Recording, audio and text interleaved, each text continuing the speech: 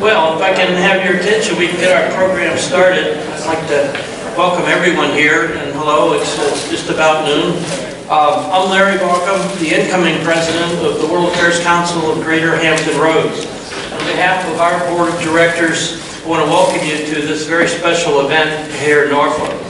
Founded in 1969, the World Affairs Council here is part of the largest national nonpartisan network of nearly 100 councils around the nations in over 40 states. And we're dedicated to educating, inspiring, and engaging Americans in global issues. And that's very important, not only for things that happened yesterday, but also things going on today. I think our mission today has never been more important, given global events as we're seeing them unfold.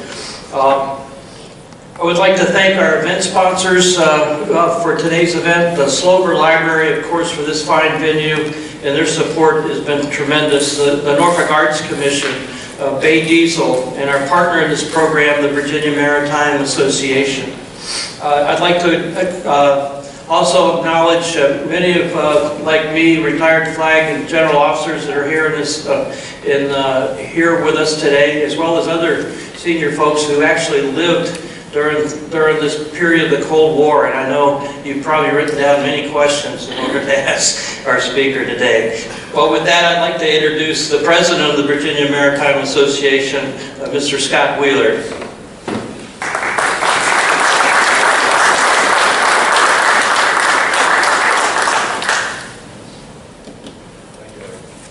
Thanks, Larry.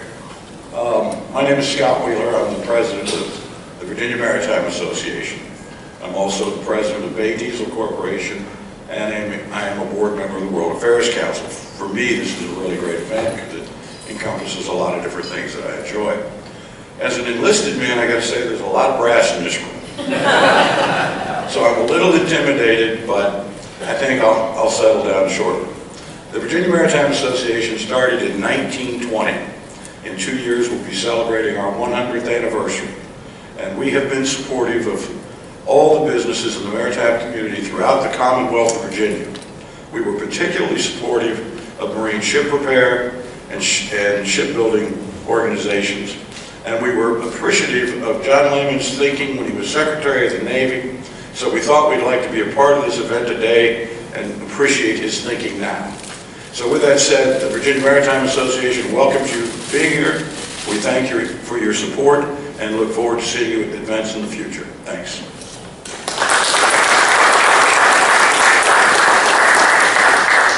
It's now my distinct honor to introduce our guest and our speaker for today's event. As you can see in your program, he's a successful businessman, an award-winning author, and a former member of the 9/11 Commission. But most importantly for us here in Hampton Roads, he served as the Secretary of the Navy at a very crucial time in our country's history.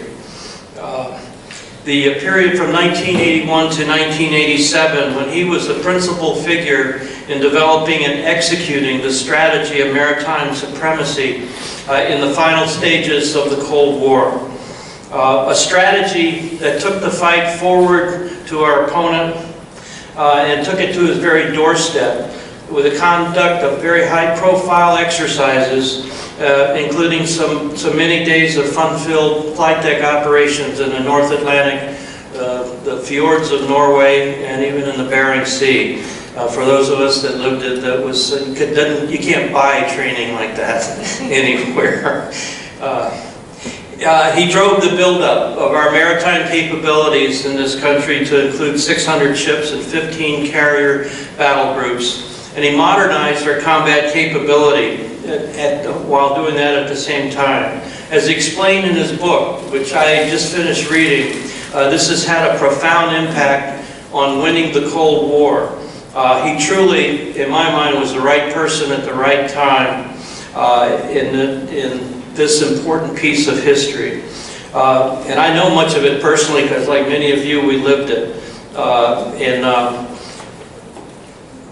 What I had at that time in the mid-'80s, and you have your own stories, but I was fortunate enough to, privileged enough to be the commanding officer of a fighter squadron here at Oceana. And I remember in those days, in fact, we refer to them now as the good old days, because I had 12 F-14 Tomcats that were full mission capable. I had flight crews that got plenty of flight time, and I had maintenance folks that had the stuff they needed to get their job done. So we were truly, in those days, combat ready. And in fact, in those days, in the mid-80s, the movie Top Gun had just been released. So, and in fact, the squadron motto we had was, "It just doesn't get any better than this."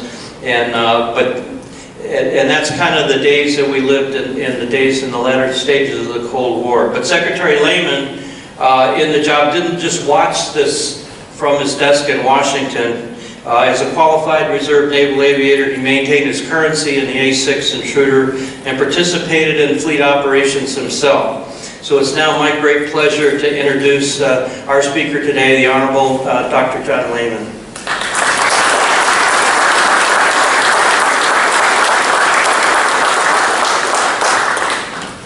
Thank you very much, Admiral. Now, I want to check and see that people can hear me without the mic, because I can't stand hiding behind a podium.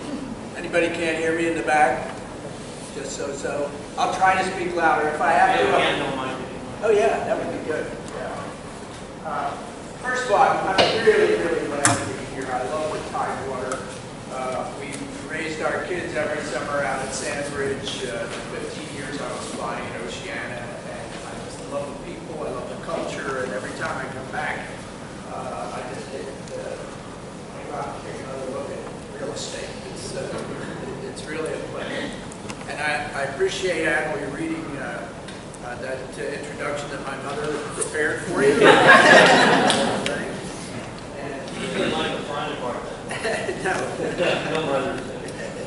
No, and I didn't tell her about the back bar at Oceania. But what I really like to talk about a little bit is the book and what's in it and what lessons we should take from the story that it tells. Now can you hear me? Yeah. Good. It's a story that hasn't been told. I'm asked why did I write this book? I wrote it because nobody else did, and it was increasingly frustrating, even infuriating, that the common wisdom had begun to settle in academia and especially in the media, that the Navy had nothing to do with the end of the Cold War. Reagan had nothing to do with the end of the Cold War. It was Gorbachev who should get the Peace Prize and the inevitable crumbling of the Soviet system. Well, that's not the truth. So I wanted to tell the story first and foremost. Tell the story. It's an exciting story. It's a story that should really rekindle patriotism and optimism in the American people, because it was done relatively so easily.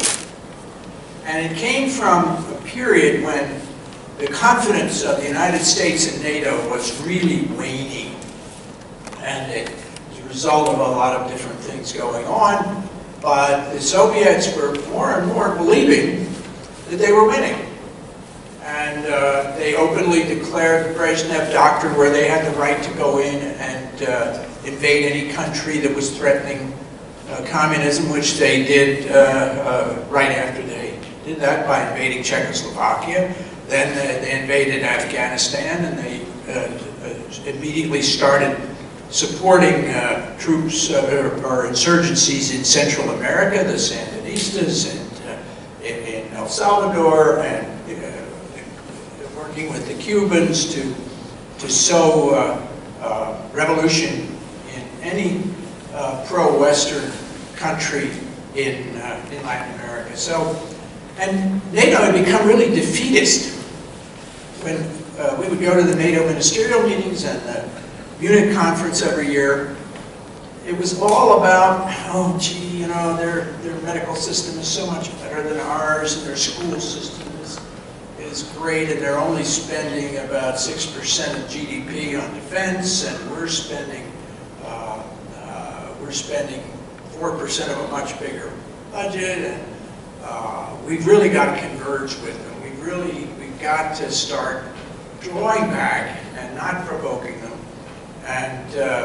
and pursuing détente and negotiations, and so it was a debilitating period in American policy, and it was understandable because NATO had become an alliance focused entirely on the Central Front, the North German Plain, the Fulda Gap, where there were 180 active Warsaw Pact divisions facing 40 NATO divisions, and NATO was not able to mobilize more than full-time active 40 divisions. So focusing on that, it was clear that it was all about how many weeks we could delay them getting to the English Channel.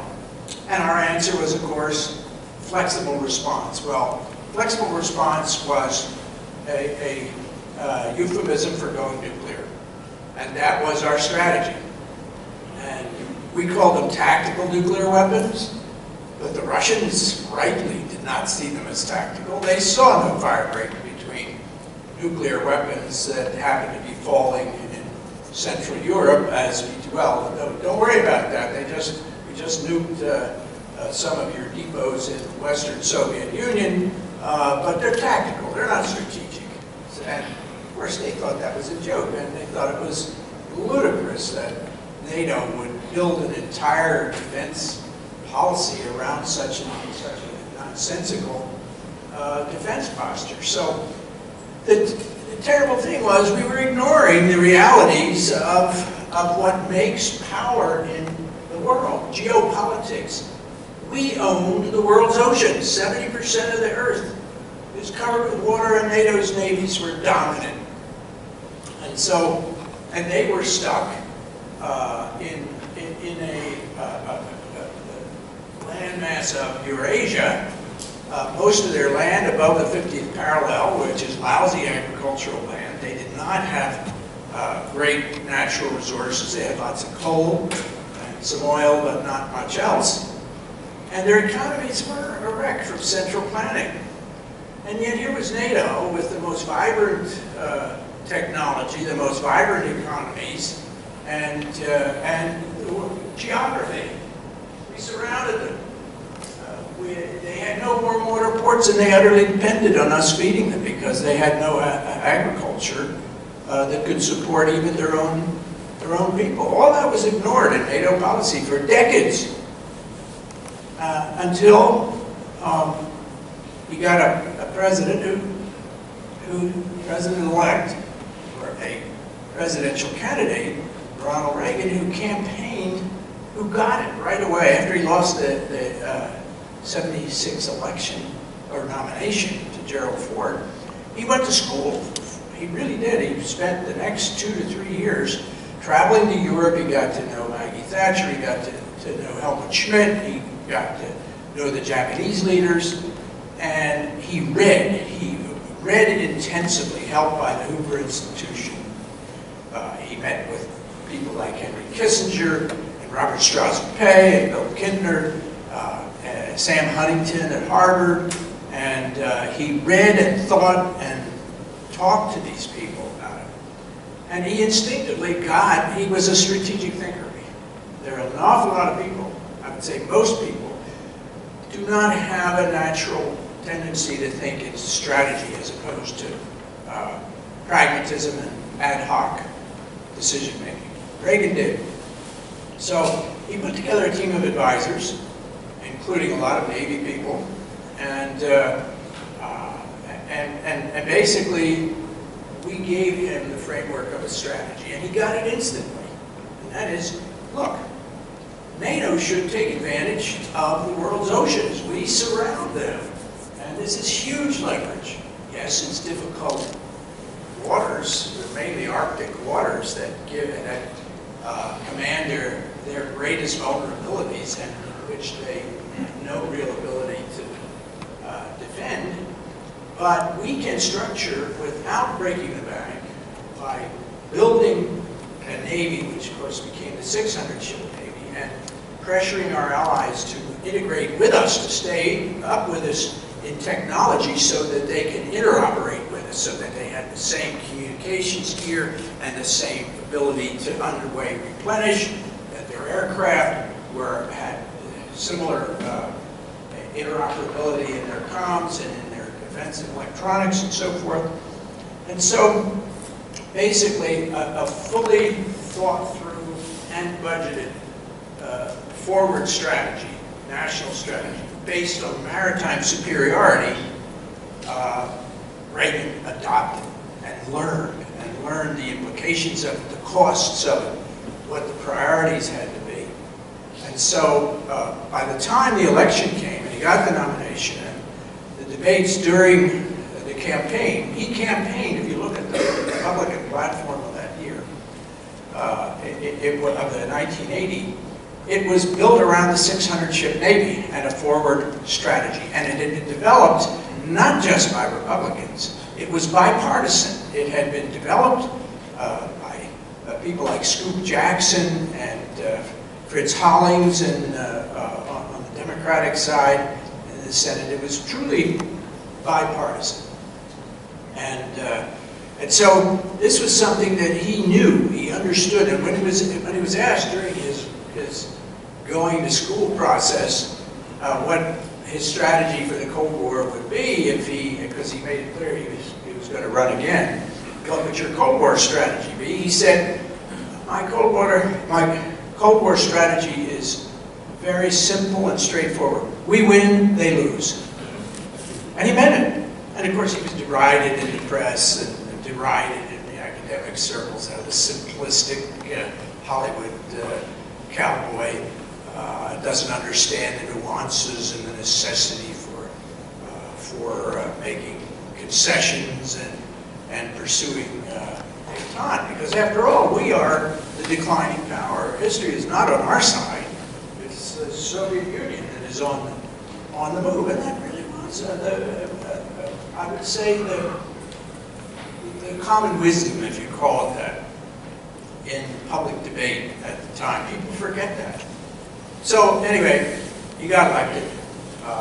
He put forward within, I guess, 3 weeks of being inaugurated, an entirely new budget, supplementals, increased the spending, particularly on the Navy, but in all the services, about 15%, and made it clear that he was going to rebuild the Navy, and the 600-ship Navy was something he talked about constantly. And he made it clear that he wasn't just going to build it and have it sit around. He promulgated his forward strategy, which was to put the Navy into an offensive posture so that if the Soviets used their preponderance of power in Central Europe, that we would use our maritime supremacy to really kick their ass. And those were the terms he used, not mine. And so he believed it. He had a Navy that believed it. And he said, but we had several meetings during the transition, but we got to do something that makes it clear to them right away. We don't want to wait for a couple of years to build the Navy. We need to show them that the new game is in town. This is not just a fluctuation of the decline of the last 15 years. This is a real departure. And so we said in that meeting, we got a deal for you. And that deal was that this was a project that Ace Lyons, who was very active in helping put together this strategy, had designed a fundamental change to the annual exercises, called variously Ocean Venture and similar names, but variants of Ocean Venture and the sort of sea-based exercises of NATO that had heretofore been forbidden to go above the GIUK gap. GIUK gap is the Greenland Iceland, United Kingdom line, and it was kind of treated for 20 years as a Maginot line. No, we don't want to put, occasionally ships would go up there, naval ships, but large exercises, no, they were forbidden. And it was also forbidden to use the term maritime superiority or maritime supremacy. So, 1, 2, 3. Hello, hello, hi, how are you? hello, hello, hello. He's on it. Sorry, wrong number. I wonder who else is listening. That was a Russian accent. Nancy Reagan, right. So, what we proposed to the president was, look, we will take the annual ocean venture exercise, and instead of just practicing refueling and so forth, we will suddenly turn left and go north into the Norwegian Sea, all the way up to the Soviet border, up to send some ships even around the Cape to the Barents Sea, and practice, not just put them up there sticking their tongue out at the Russians, but to actually run mirror image attacks right up to the Soviet border, and to you put Marines ashore. We can do the Marine exercises, which heretofore had been kept down into the southern part below the Geopolitics. Put them into the Baltic, put them into northern Norway, and show them that we are serious about defending the flanks and can do it. And not only that, using that superiority to then fly as strikes deep into the Soviet heartland, into their strategic targets. And we said, but there's one problem here. He loved it, by the way, he said.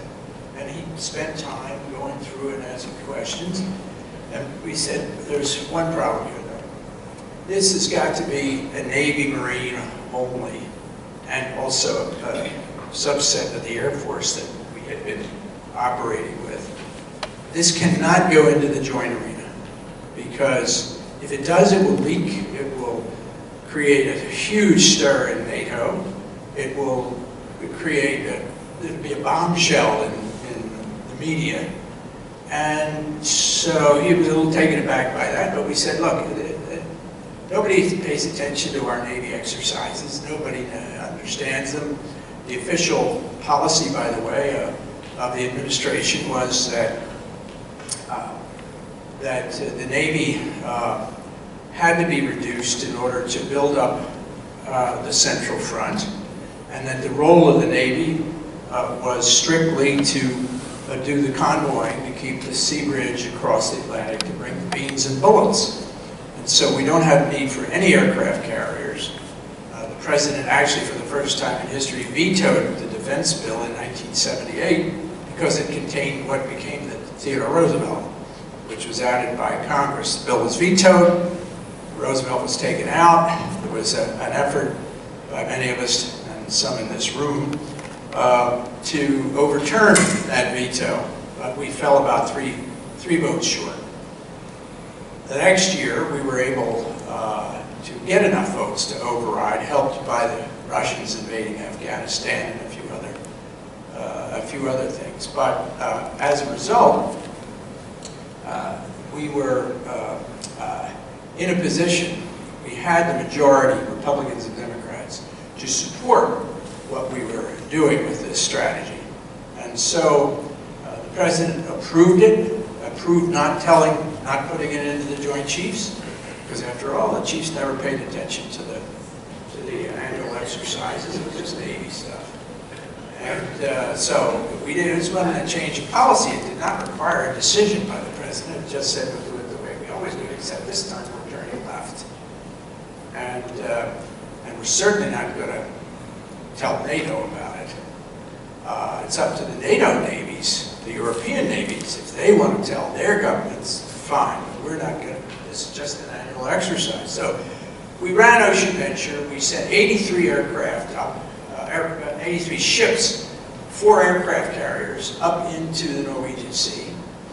first time the Russians knew they were up there was when Admiral Lyons sent a flight of 10 aircraft.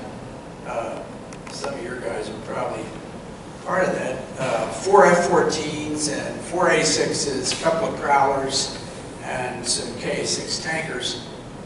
1,000 miles, you know, everybody would say the carriers can only, you know, they got to be within 50 miles of the coast to do any damage. It sent that flight 1,000 miles around, up from the carrier, around the Cape, and blew through a Russian exercise off Murmansk at 550 knots. And the Russians were utterly gobsmacked. I mean, they had no, this just was too much to comprehend. Where did they come? They knew they were carrier aircraft. But where was the carrier? Well, there were 4 carriers in the Norwegian Sea. And of course, the weather's lousy up there. So I'll jump over that because I'll only leave time for questions. And we did this every year, not just in the North Atlantic Norwegian Sea area, but we did it in the Pacific off Vladivostok and Petropavlovsk. We did it up into the Arctic. And believe me, I know some people here have operated up there. It's the scariest flying I've ever done. I mean, you get, particularly in '86, we refined and saw what worked, what didn't work, what the Soviets could cope with, what they couldn't cope with, and most of what we were doing they couldn't cope with. And so we refined it every year until ultimately in '85 and '86 we put the carriers into the fjords, into West Fjord and Ostfjord. And everybody said, this is impossible. You can't operate an air wing in a fjord even in good weather, and there's never good weather there in September, October. It's lousy. Snow squalls and willy waws and storms, and there are 3,000-foot cliffs, mountains on either side of those fjords. So we put them in there, we operated the air wing, and it was tough operating. I mean, the Navy always used to say, no, we don't do exercise up there because we're not allowed politically. But also, they damn sure didn't want to go up there if they could avoid going up there, because it was tough. The sailors had to climb the mast with hammers, knock the ice off the revolving gear, and the decks were often covered with snow, not deep, but they were a lot, actually in bad weather. You could see the carrier much better because they were white from the snow on the deck. But that meant landing on them and taxiing around, particularly after you landed, was really scary. And the skippers could not turn the carriers if they got more than a 5% rate of turn, you'd start to get a list outboard as you made the turn. And then the aircraft that had not yet been chained down or were taxiing would start to slide, because I mean, it was really, it's a tough area to operate. But we did, we proved it. We proved we could do it, and we proved most of all to the Russians that there's nothing they could do about it. They never once found and even had a radar sweep of one of the carriers that was in the fjords. And even the ones that were out in the Norwegian Sea, they had a hell of a time, because it's tough operating. The weather's bad, and so we got good at it.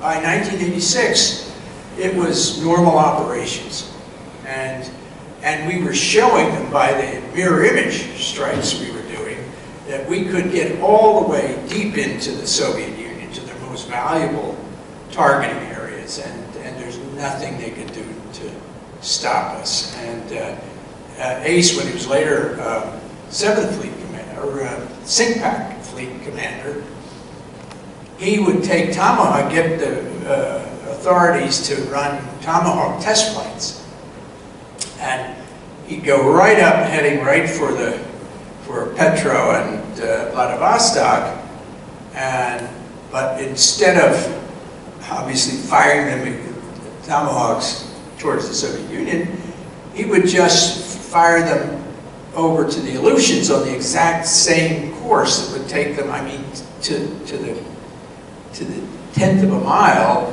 to Vladivostok if you mirror imaged it. And so the message was not lost on the Soviets. And so the whole idea of the Carter administration's swing strategy, because part of their strategy was we got to cut the Navy because we've got 2 fleets. So if the Soviets attack in Europe, we'll just swing the Pacific Fleet around to the Atlantic, which was ridiculous because that freed up all the Soviet divisions to go to the Central Front. It wrote off Japan, it wrote off Thailand, all of our allies there. So it was a silly concept from the beginning, but that was national strategy embodied in the NSC planning document. So it suddenly made the whole equation, the whole what the Soviet Union likes to call the correlation of forces, from their belief, with some reason, that they had real applicable superiority, military superiority across the board, to suddenly it was reversed. And it happened all within that first year, even though we hadn't deployed the 600-ship Navy, and a lot of the weapons needed to survive up there we did not yet have. There was a lot of bluff in Ocean Venture 81. By 85, 86, we had those weapons. But we didn't have the Aegis cruisers, we didn't have the Slick 32s, we didn't have the Sea Sparrows, we didn't have the Sea Whiz Gatling guns.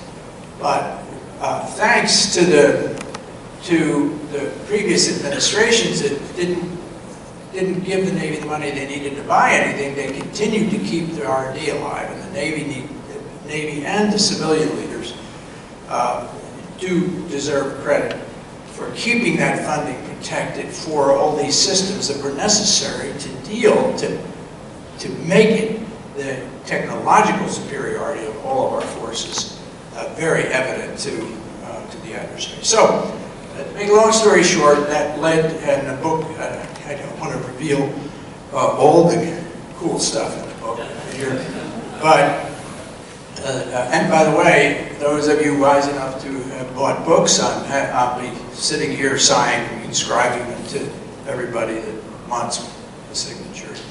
So that made it very clear, especially to the Soviet leadership and the military leadership, that after what we now know was nearly 40% of their GDP going to the military during that period, after making the Russian economy virtually bankrupt, once the oil price dropped, which it did in the early 80s substantially, and then they had the meltdown in Chernobyl, it became, they just couldn't continue. Yet the military was demanding a trebling of the naval and air force budgets for the northern flanks.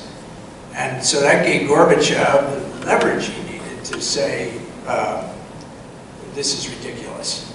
We're not going to spend it. In fact, we're going to pull the fleets back to protect our most strategic assets, pull back under the ice, stop the massive shipbuilding program, and start negotiating. And once that started, the whole structure crumbled. First Poland and then Czechoslovakia and then Hungary all withdrew from the Warsaw Pact, and that was the end of the Cold War, basically. So that's the story. The Navy was a very central factor in the end of the Cold War. And as my old boss Kissinger often says, and he said it again Tuesday night at his 95th birthday party, history doesn't repeat itself, but it often rhymes. And history is rhyming today with that situation in the late 70s. And it's time we, things are very different, but it's the same in that deterrence has failed. We are no longer feared by our strongest adversaries, who believe tide history has once again running on their side. They're wrong. It's a misperception. You know, we have an economy, depending on whose figures you believe, between 7 and 10 times the size of the Russian economy. Our economy is still bigger than the Chinese. Chinese have their own problems. North Korea is, you know, it's hard to talk about them as a power, but they have nuclear weapons, and they have to be taken seriously. And Iran is a very different kind of a threat. But we have the capability to deal with each of these theaters, to use the shadow cast by naval power for strong diplomacy, to do what Ronald Reagan did and end these confrontations without war and without fighting. Because if you make it clear that you have maritime superiority, maritime supremacy, then that really forces your adversaries to calculate risk in a very different kind of equation.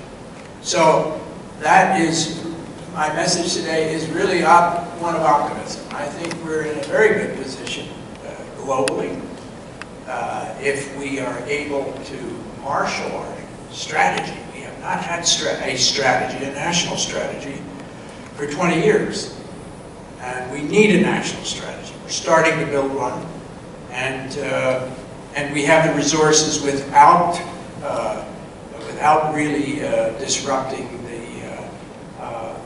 economy to build what we need to restore readiness and to restore a size force that can operate consistently to keep the peace in the areas of our vital interest. So that's the message I want to leave you with, and I'm happy to answer any questions. Thank you.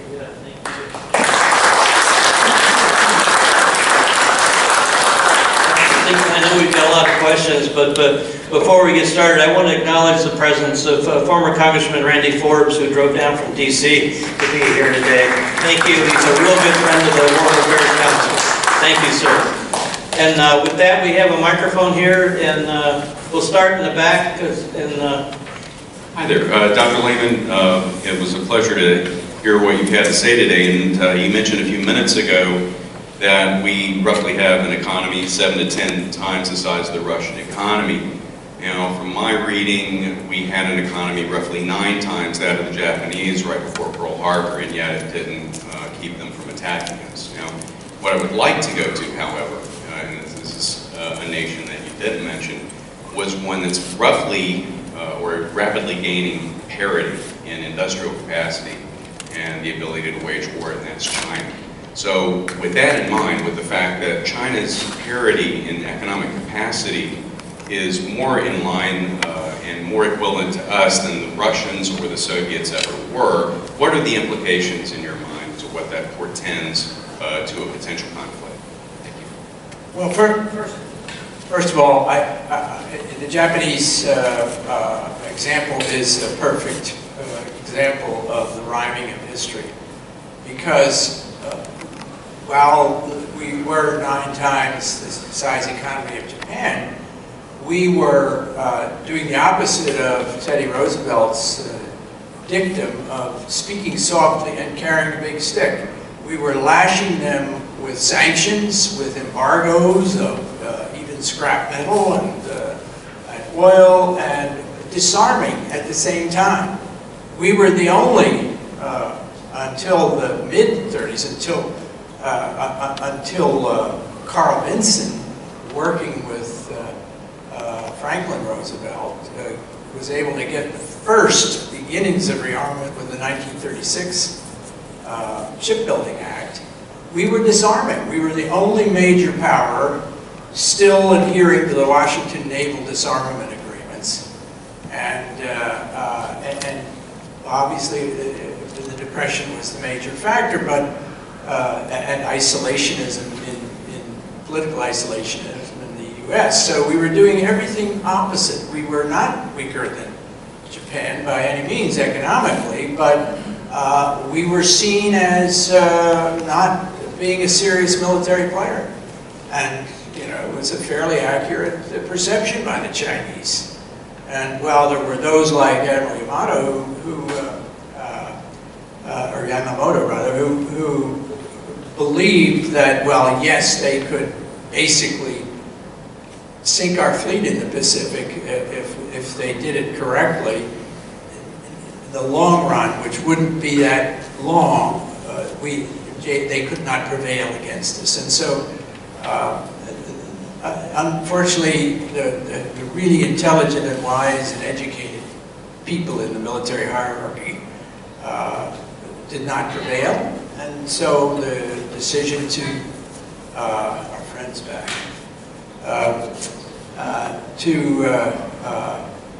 and that resulted in war. And the same danger is there with Russia, you're right, exactly, today.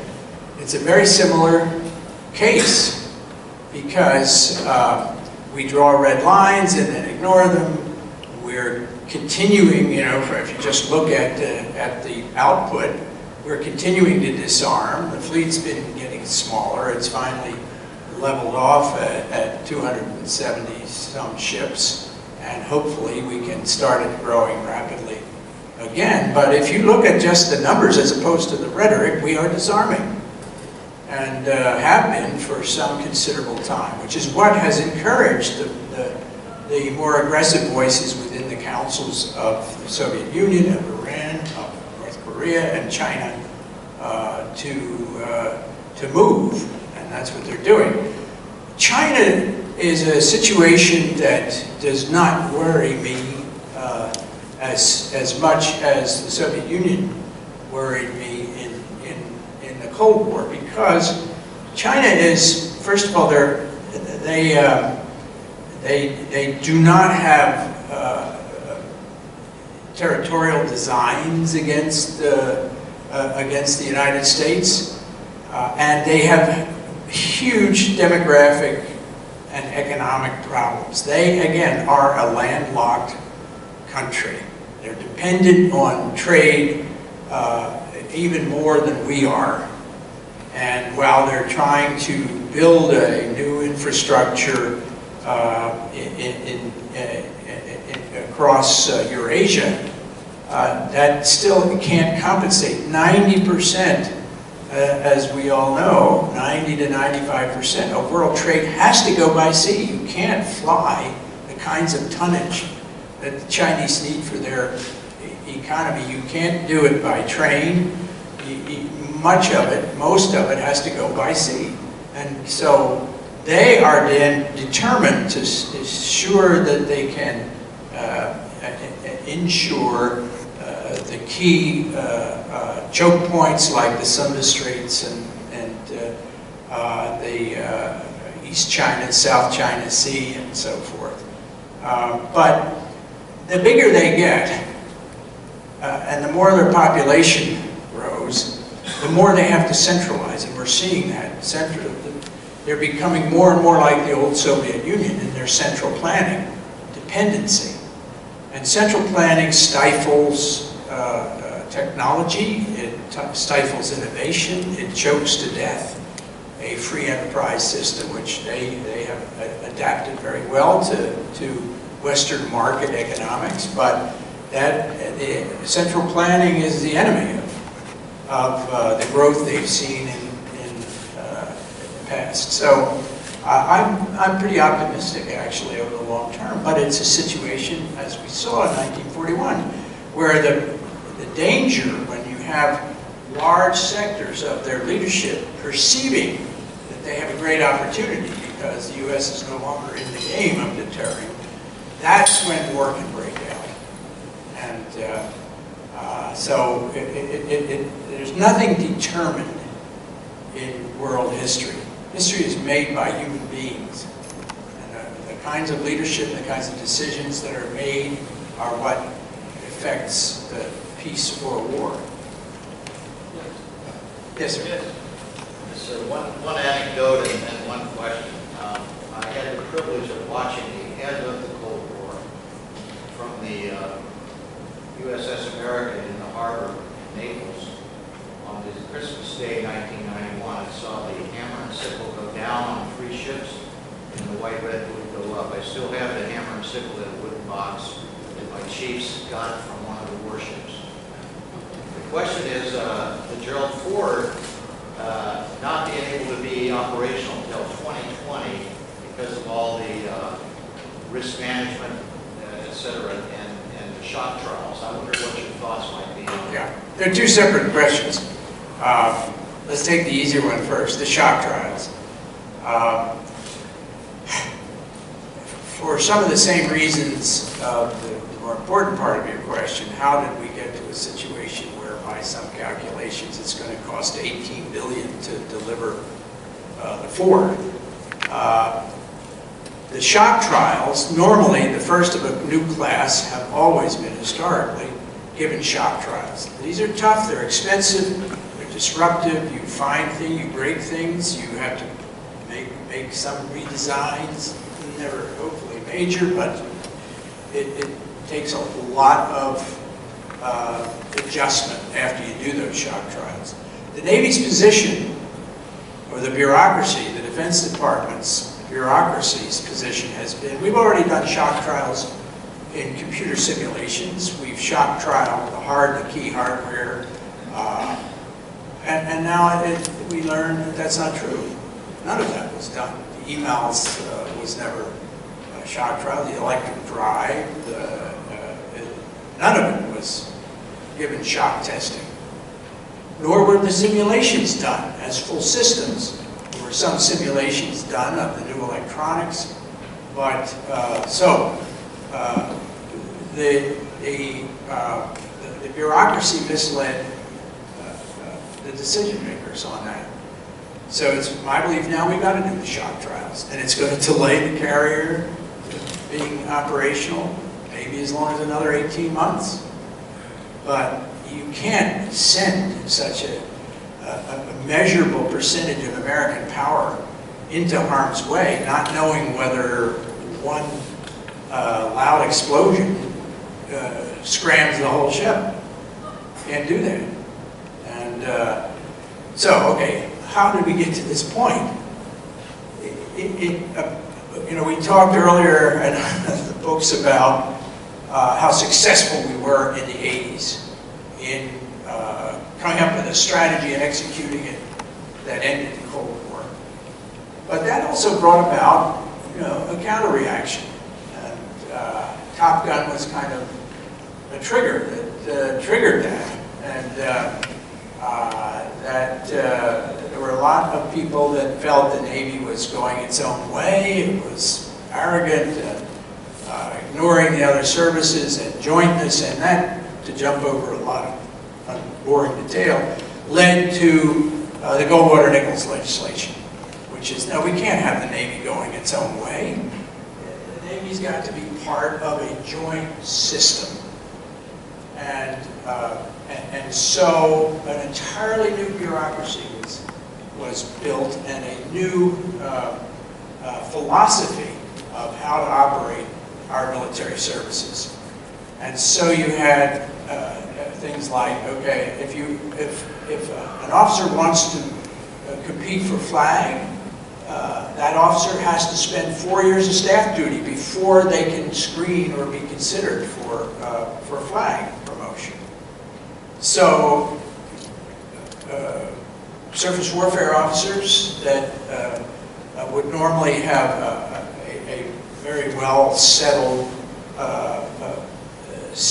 tours of sea duty to get the experience that is so essential. You don't get out of books if you've got to be at night in a stormy sea on the bridge with approaching targets and know how to deal with that. We had to take those years, because everybody knows in the unrestricted line in the U.S. Navy, whether you're an aviator, submarine, or surface warfare, you don't have a lot of extra time. An aviator has to spend 14 years in sea duty, of operational duty, out of his first 20 if he wants to be. This was before Goldwater-Nichols. Now you've got to take 4 years out of that operational time and send them to staff duty. Note, there's no requirement, Army, Navy, Air Force, Marines, to be considered for flag if you've never commanded even your Boy Scout unit. You don't have to command anything in operation. There are no operational requirements to be considered, but there are, being a staff duty officer, you have to have 4 years. Well, that's ridiculous, and it's led to deterioration in the training across the board, in all the services, but especially the Navy, and especially the operating Navy, the ship drivers, the submariners, the aviators. And, and of course, there aren't that many, even approaching that many real staff billets to give all these officers 4 years of experience. So they had to create them. So, you know, when the bill passed, there were 7 JTFs, Joint Task Forces. And now there are 250. Why? Because they had to create all those billets and assign all the different services, assign them to sit there, read papers, to check that box of 4 years. So, as a result, and I'm oversimplifying obviously, but when I left at the height of basically towards the end of the Cold War, after 6 years as Secretary of the Navy, there were 450,000 civilian FTEs in the Department of Defense. We had 594 ships, we had 15 aircraft carriers operational, we had 18 Army divisions, we had 37 tactical fighter wings. Now today, we only have 275 ships, we only have 8 Army divisions, we only have 17 tactical fighter wings, but we have 970,000 civilian employees in the Department of Defense. So we're being choked to almost entropy by the growth of bureaucracy. Everything now has to go to a joint committee just to get, you know, we did Polaris, ship, missile, guidance, warhead, bus. We did that in 4 years from the back of an envelope to the George Washington's first deployment. Today, it takes an average of 22 and a half years, even for a new gun for a ship. The F-35 will be, I think, 27 years from its start when it's fully operational. The Chinese and the Russians today, their cycle, comparing to our 22 and a half years, is about 7 years. And they have not yet rebuilt the kind of bureaucracy they had during the Soviet era. They will, eventually, but we're there now. And it's soaking up a huge amount, this overhead structure of the defense budget. But worse than that, it is creating a friction and squeezing out innovation, innovative thinking, agility, and, which has always been our great strength. So I'm sorry you got me started on this. We have a motion. Yes, right at the back. Use the microphone, please. Good afternoon, Mr. Secretary. Thank you for coming today. Thoroughly enjoyed your comments. One of the first things that was mentioned earlier was, I believe the gentleman right here is talking about the readiness of his squadron. Given the readiness of our forces today, does it make sense to put money into building a 355-ship Navy, given our overall ocean supremacy, which we maintain, or does it make more sense to put that money into increasing readiness across all of our forces? Also, you mentioned that we have a world strategy that's starting to evolve now. I was wondering if you could give us a sense of what you see emerging now. And also, what were your thoughts about the George W. Bush basically erasing the two war theater fighting philosophy? Got a lot of You said there's only one last question. Good questions, very good questions. The two-year or two-war strategy was always a nonsense, not a meaningless strategy. A strategy has to be based on a clear and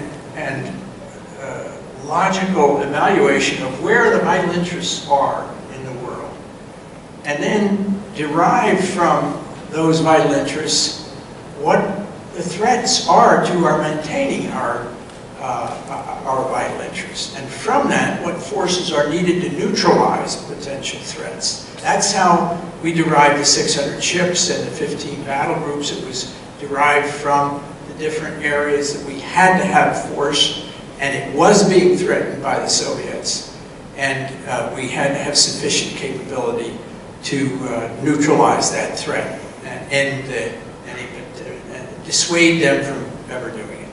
That's how we have to build the strategy today. Now, you did make a remark at the beginning that we can maintain our current superiority. We don't have the superiority in the sense that we had it by the end of the Cold War, because yes, we're superior. The measure is always raised. We have a Navy that's 5 times bigger than the next biggest Navy. But we don't fight navies one at a time.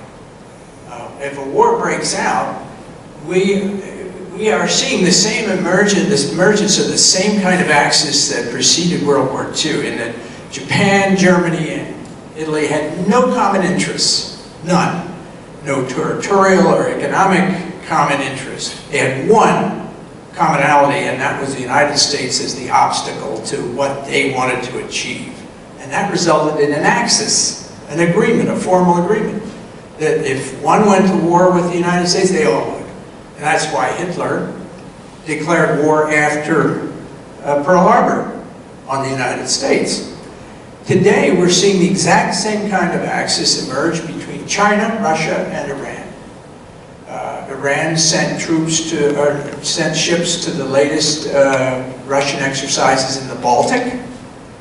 Russia has sent a significant number of ships to train with the Chinese. The Chinese are operating in the Arabian Gulf with the Iranians.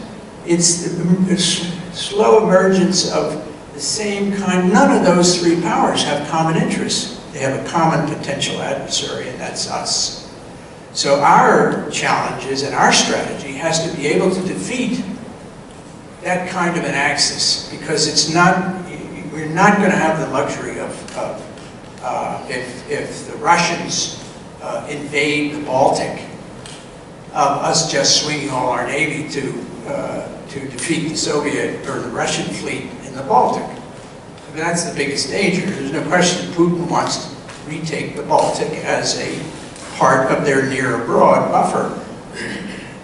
And if he miscalculates and attacks, China's not going to stand by and do nothing, and Iran's not going to stand by and do nothing. We don't know what they'll do, but the temptation, because we have become so small and relatively weak globally, the temptation is for them to seize some of their objectives as well simultaneously. So restore deterrence, we have to make it clear that won't happen. And today, we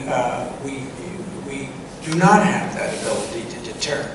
So the strategy has to be, yes, there have to be sub-strategies in each of the areas, what our vital interests are. And certainly in dealing with the Middle East, there's no consensus in the American government on that, but that's a separate issue. As to the proposal or the suggestion that there is a dichotomy between the size of the Navy or its readiness, they're one and the same. The reason that our forces have serious readiness, my wife is the sponsor of the Theodore Roosevelt, and she takes me out to the fleet about every other year on the DR. We were out there in January, and only 2 of the Marine squadron that was CQing, only 2 of the F-18s were operational, but not just combat ready, they weren't able to fly.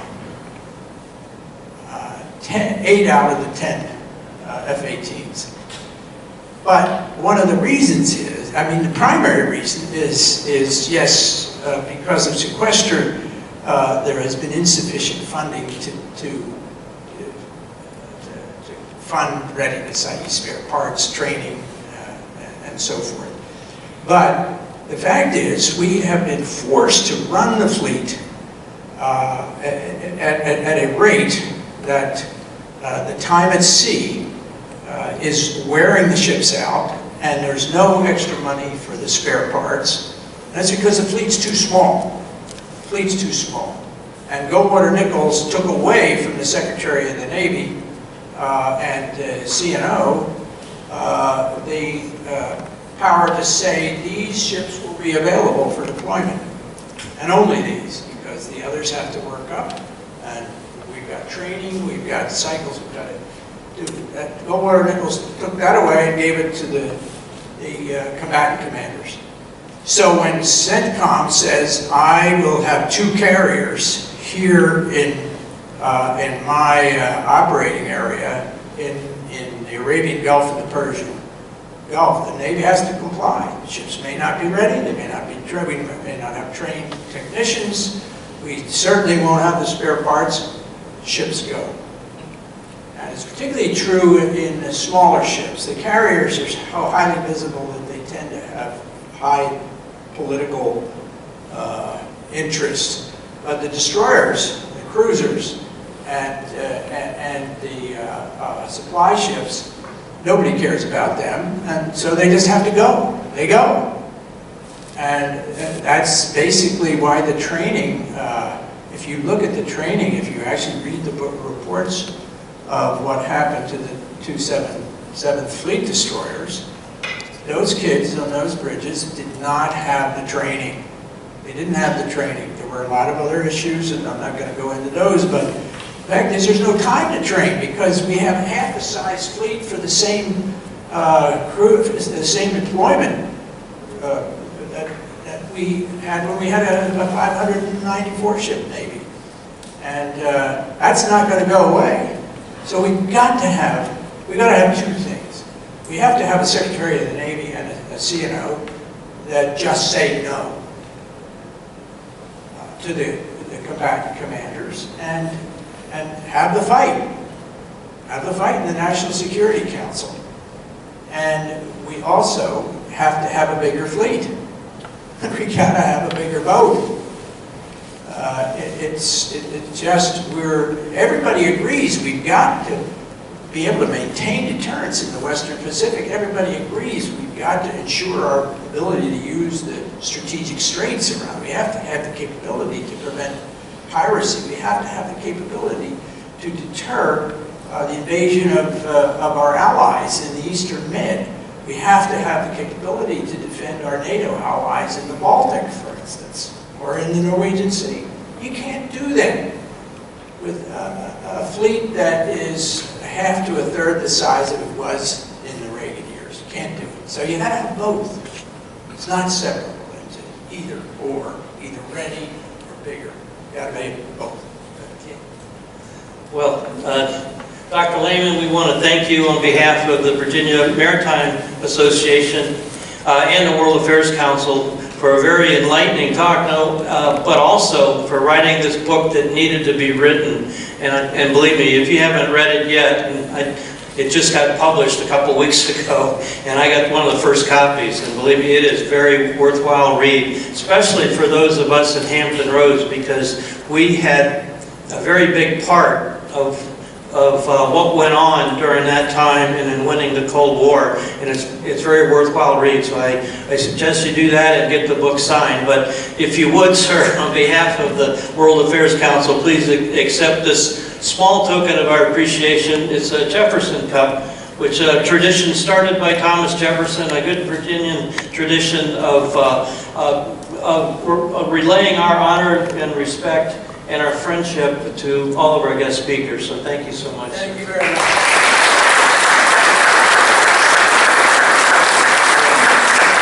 So, Dr. Lehman will be ready to sign books. If you haven't bought one already, you better do that. And trust me, it's a good read. But I want to thank, on behalf of the Virginia Maritime Association and myself, for coming out today.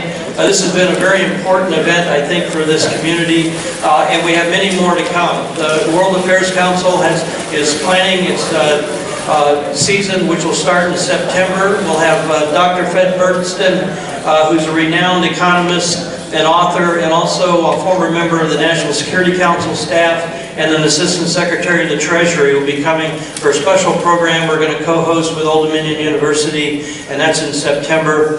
In October, we have a program at the brand new theater being opened up down in Town Center. It'll be a special program on Russia, and more details of that will come out. And then, of course, November, our signature event of the World Quest Knowledge competition, which is in planning as well. So exciting year ahead. We want to have more events like this. And if you haven't joined the World Affairs Council yet, pick up a brochure and do it, or go on our website. And if you happen to own a company, we could sure use some more corporate sponsors, because you're investing in your community by doing this, to allow these programs to continue. With that, have a great Saturday and a great summer.